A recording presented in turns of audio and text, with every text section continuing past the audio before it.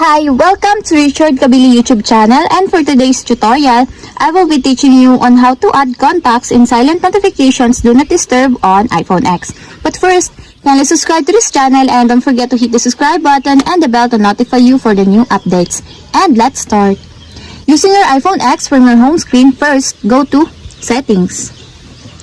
Then in the settings, scroll down and click the Focus. Then in the focus, choose the Do Not Disturb. Then in the Do Not Disturb, click People under the Notifications. And the notifications, you will see a positive sign under the Silence Notifications From. Then all you have to do is click the positive sign to add the contact person that you want.